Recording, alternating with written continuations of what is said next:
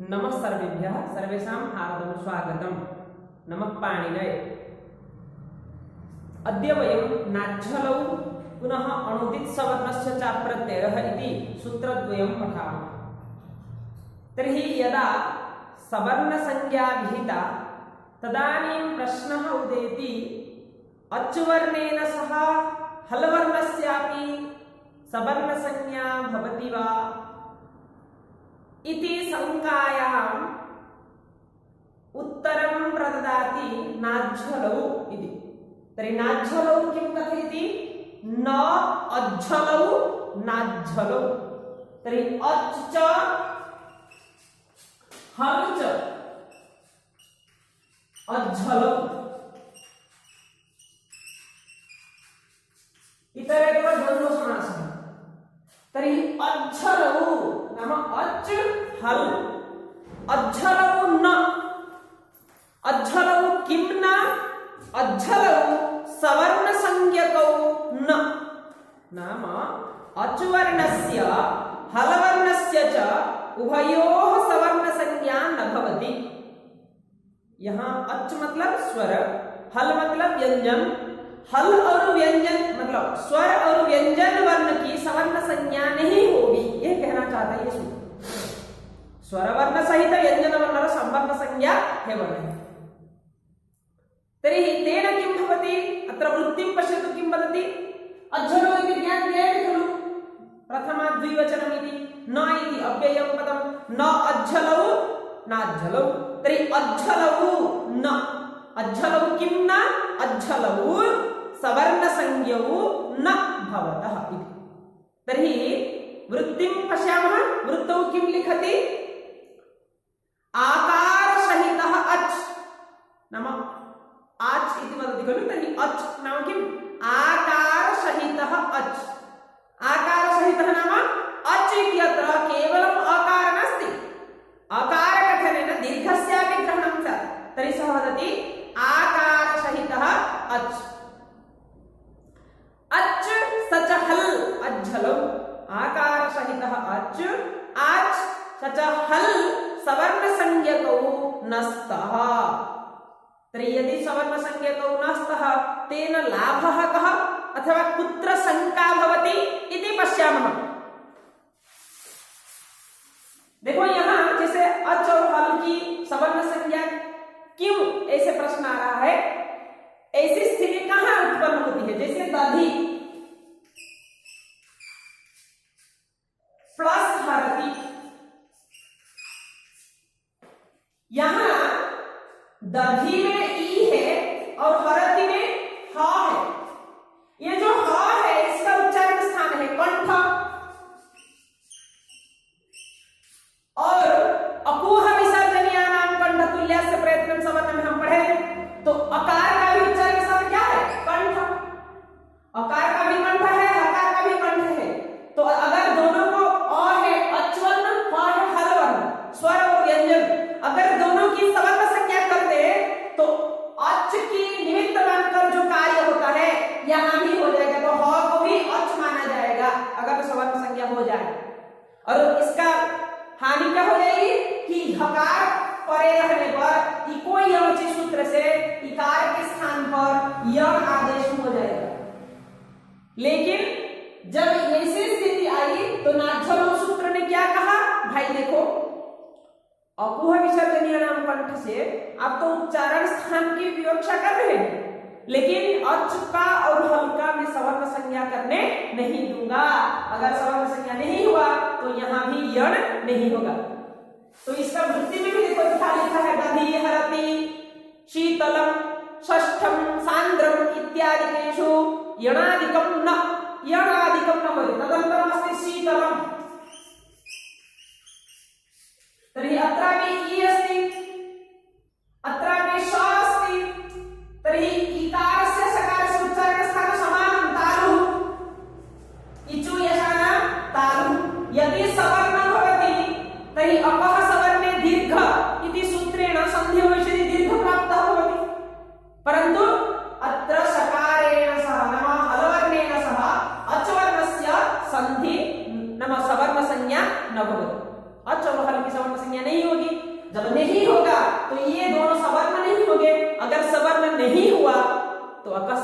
कभी नहीं लगेगा।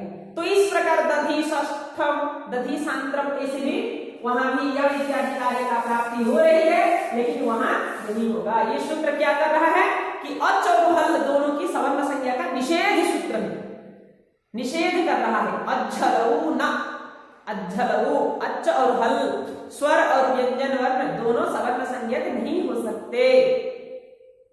तो यहां ये जो ग्रहण अन्यथा दीर्घादीनाम इव वृत्ति में लिखा ना, अन्यथा दीर्घादीनाम इव हकारादीनाम अभिग्रहणकम स्यात् ग्रहणक शास्त्र बलात्।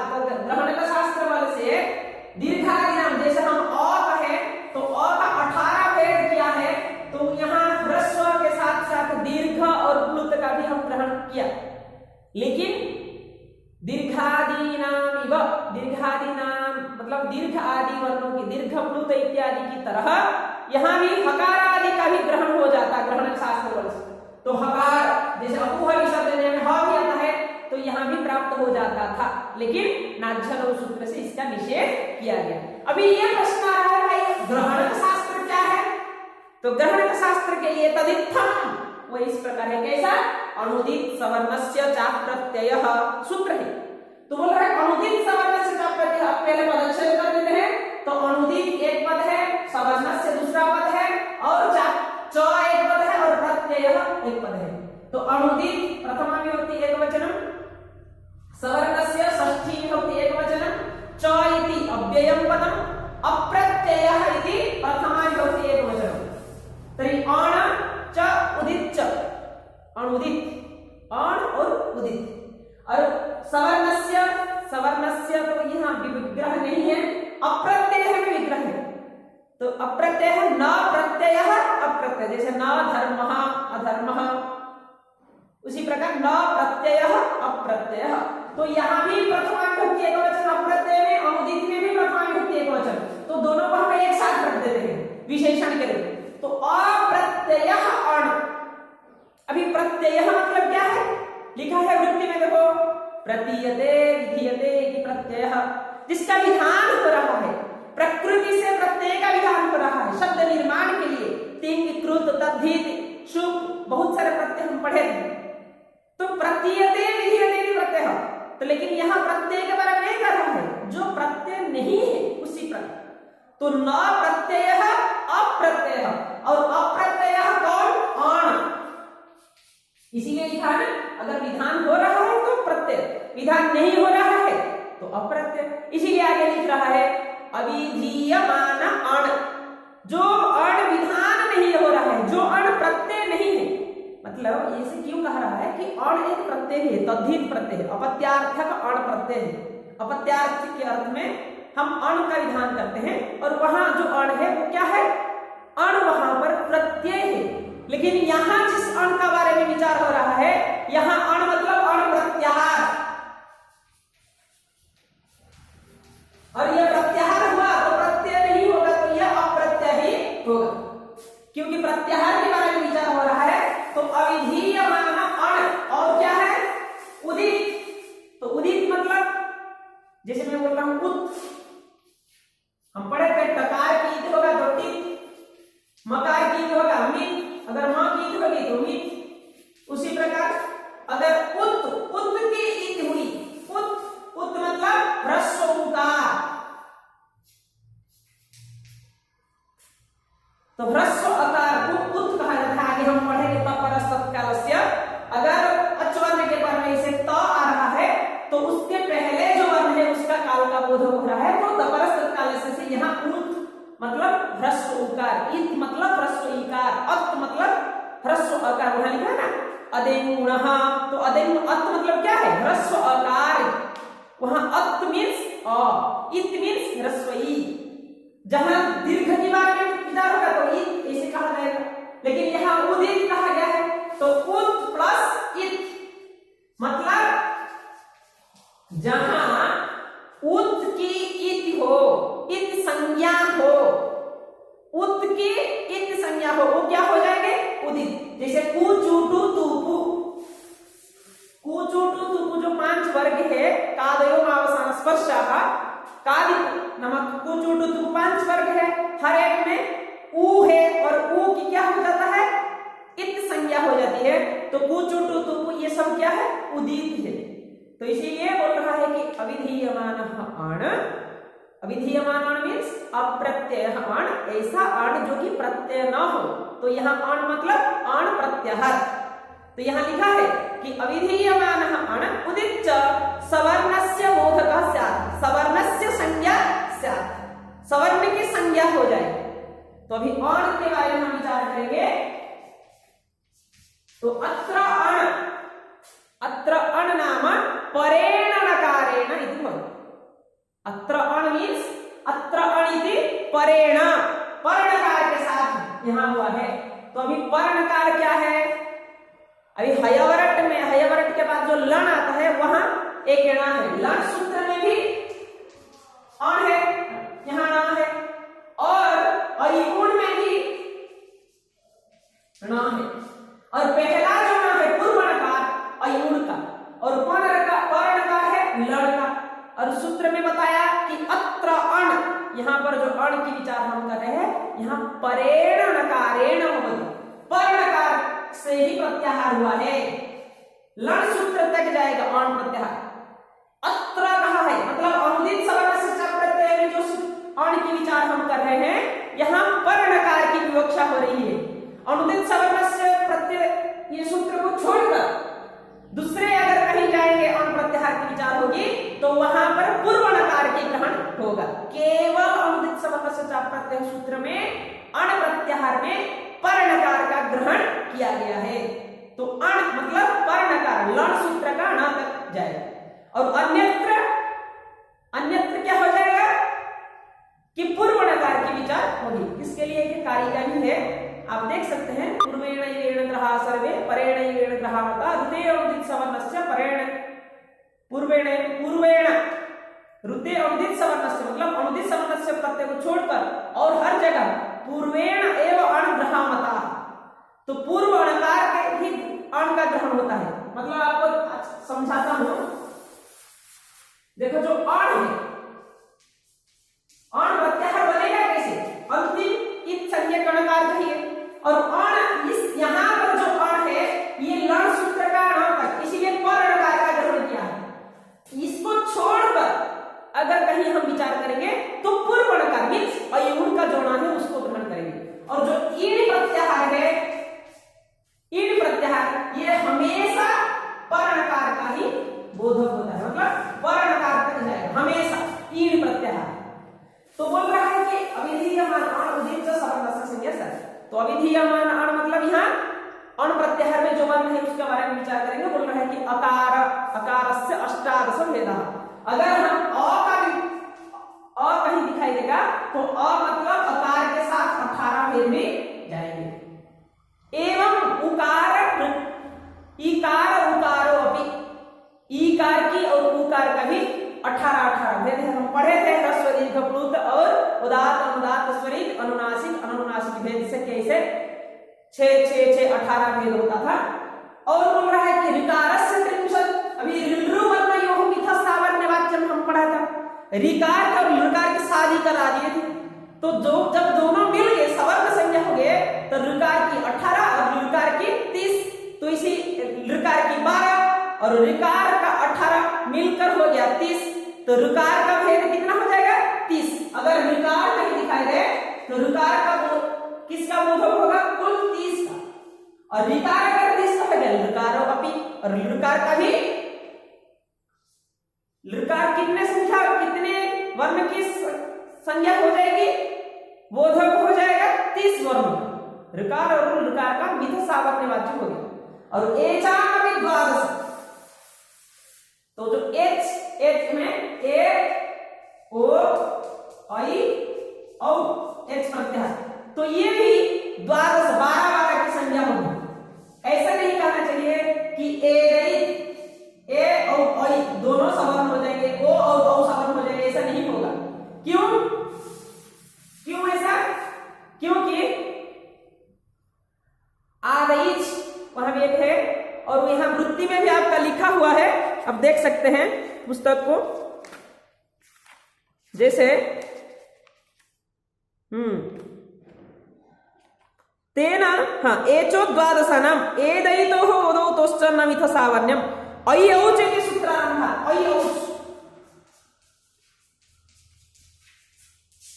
अगर ऐ और औ यहां ग्रहण किया गया है, अगर एकार से ए और ऐ का बोधक हो जाता तो यहां ऐ का ग्रहण नहीं चाहिए। तो पाणिनि जी ने खुद ही लिखे हैं ऐ औच। तो इसीलिए एचो द्वादशानाम ए का अगर कहीं ग्रहण किया गया है तो ए कितने वर्णों की बोधक होगी? 12। उसी प्रकार ए ऐ ओ औ ये 12 वर्णों की बोधक हो जाएगी, सवर्ण संज्ञक हो जाएगी। इसके बाद बोल रहा है कि तेन चतुर्विंशतिः न भवति, नाम तेन एते एचः चतुर्विंशतेः न भवति वदति संज्ञाः स्युः इति नापादनीयम्। तो इसीलिए आप ऐसे नहीं बोलेंगे कि ए मतलब 12 और ओ मतलब 12 तो 24 हो जाएगा, ऐसा नहीं होगा। तो ए मतलब 12, ओ मतलब 12, ऐ भी 12 और औ भी 12 की हो जाएगी संज्ञा। तो द्वादशा नाम संज्ञा होगी। क्यों एच द्वादशा नाम? हमने पढ़ा था एचा ह्रस्व अभावात, इनका ह्रस्व की अभाव है। और आगे क्या बोल रहा है कि यद्यपि सावर्ण्य निषेधे नाच्छलो इत्यत्र सावर्ण्य निषेधे वर्ण समानायिका नाम ग्रहणम तथापि हकारस्य आकारः न सवर्णः। अभी जब नाच्छलो सूत्र कहा वहां अच का ग्रहण किया है या फिर हल का ग्रहण किया है। तो जो अच में केवल अ से लेकर औ तक आ रहा है 9 वर्ग, यहां 9 जो अण अच प्रत्याहार में 9 वर्ण है, इतना ही। तो अक्षर समानायिक मतलब माहेश्वर सूत्र में जो वर्ण पढ़े गए उनका ही ग्रहण किया गया है अच में। तो इसीलिए आप ऐसे नहीं सोचेंगे भाई यहाँ तो अ का उच्चारण किया गया है माहेश्वर सूत्र में, तो अकार के बारे में ही बोल रहा है। तो अकार का जो दीर्घ है आ, इसको मैं ले लूंगा, इसका भी उच्चारण स्थान कंठ है, हकार का भी कंठ है। तो हकार का सवर्ण संज्ञा किसके साथ हो जाएगा? आकार के साथ, क्योंकि नाच्छलो में तो अच को कहा गया है और अच में अ आ रहा है, आ नहीं आ रहा है। ऐसा नहीं, एमिति आमे परिपरिगणना जदिओ अकार विषय कह किंतु अकार सहित आकार मध्य ग्रहण होइछि तो हकार और सवर्ण आकार हे परिगणना। तो तार केमति ना विश्वपाभि विश्वपाभि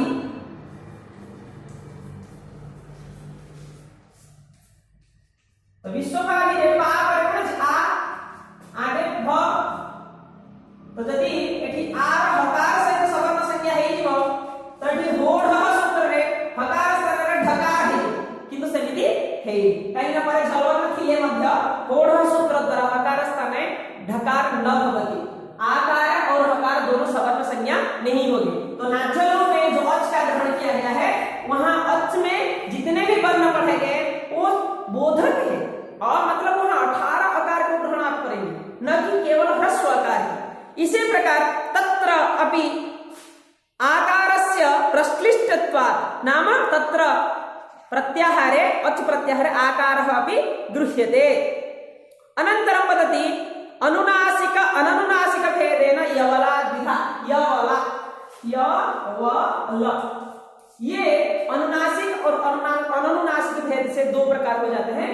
तो जब ये अननुनासिक है इसमें अनुनासिक चिन्ह नहीं है और य व ल ये अनुनासिक है।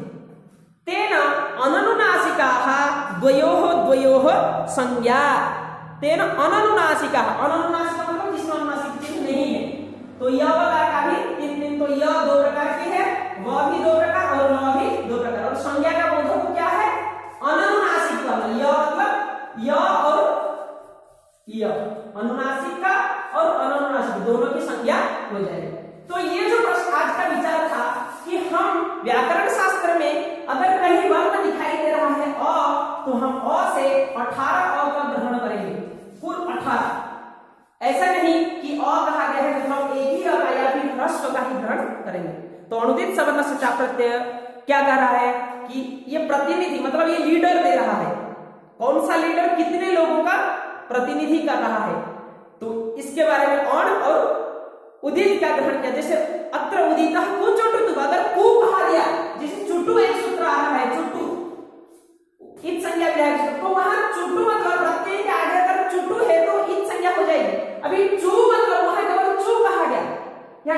रह गया, तो चू से अनुदित सवर्ण से चा प्रत्यय हम चू से च वर्ग का ग्रहण करेंगे, च छ ज झ न पूरा 5, और टू से ठ ठ ड ढ ण का ग्रहण करेंगे, और लसक पत अधित में कु का भी ग्रहण किया गया।